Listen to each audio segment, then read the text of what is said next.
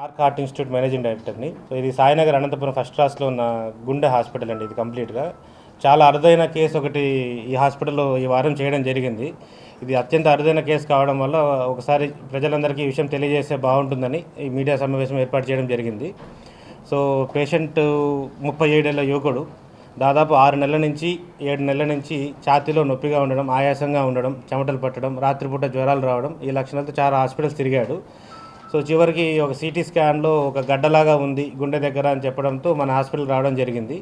ఇక్కడ x ray city scanning వస్తే తదుపరి చూసి ఇది ఒక గడ్డలాగా ఉంది, దీన్ని సర్జరీ చేసి తీసేయాలని మన హాస్పిటల్ కార్డియోథొరాసిక్ సర్జన్ డాక్టర్ రాఘవేంద్రమూర్తి గారు సర్జరీకి అడ్మిట్ చేయడం జరిగింది. పేషెంట్ని ఆరోగ్యశ్రీ కింద అడ్మిట్ చేశాము. సో పేషెంట్ పేరు వన్నూరు స్వామి, 37 ఏళ్ల యువకుడు. హాస్పిటల్ అడ్మిట్ చేసిన తర్వాత సర్జరీకి తీసుకున్నాము. సర్జరీ తీరా ఓపెన్ చేసిన తర్వాత, చెస్ట్ ఓపెన్ చేసిన తర్వాత చూస్తే చాలా పెద్ద ట్యూమర్ గుండెకి అతుక్కొని ఉంది. ఎడమవైపు ఊపిరితిత్తులకు పూర్తిగా ఆ స్థలం అంతా అదే ఆక్రమించింది. సో గుండె మీద, గుండె ఎడమవైపు, గుండె కింద డయాఫ్రమ్ అంటారు, డయాఫ్రమ్ వరకు కూడా మొత్తం ట్యూమరే ఉంది.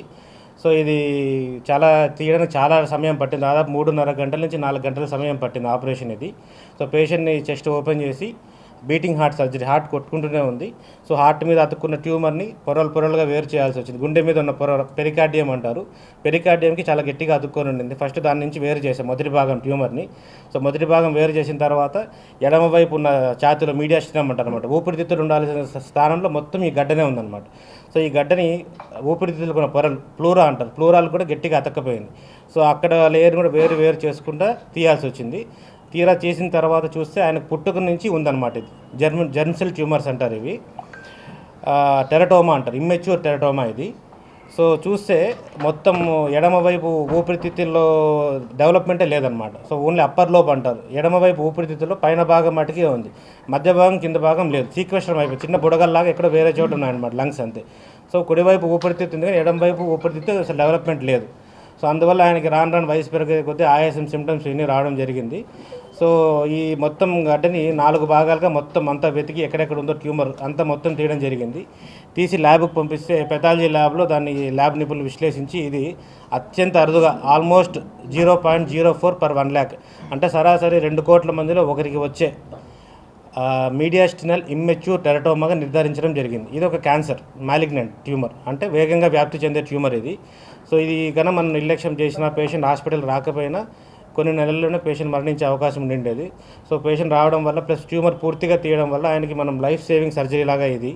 సో పేషెంట్ ప్రాణం కాపాడినట్టు. సో పేషెంట్ ఇప్పుడు క్షేమంగా ఉన్నాడు. పేషెంట్ రికవరీకి వచ్చాడు, ఇవాళ డిశ్చార్జ్ అవుతున్నారు. ఇవాళ 6వ రోజు. So post of 6th day discharge చేస్తున్నాం పేషెంట్ని. సో తదుపరి పేషెంట్ కీమోథెరపీకి వెళ్ళాల్సి ఉంటుంది దీని గురించి. సో దీనికి ఆంకాలజిస్ట్తో కూడా మాట్లాడితే ఆంకాలజిస్ట్ ఒపీనియన్ అంటే కీమోథెరపీ తీసుకుంటే మంచి రిజల్ట్స్ ఉంటాయి, మోస్ట్ ప్రాబబ్లీ రికరెన్స్ రేట్స్ చాలా తక్కువ ఉంటాయి. సో సర్జరీలో ట్యూమర్ మొత్తం తీసేయగలిగితే కనుక సర్వైవల్ ఛాన్సెస్ చాలా బాగుంటాయి అన్నారు.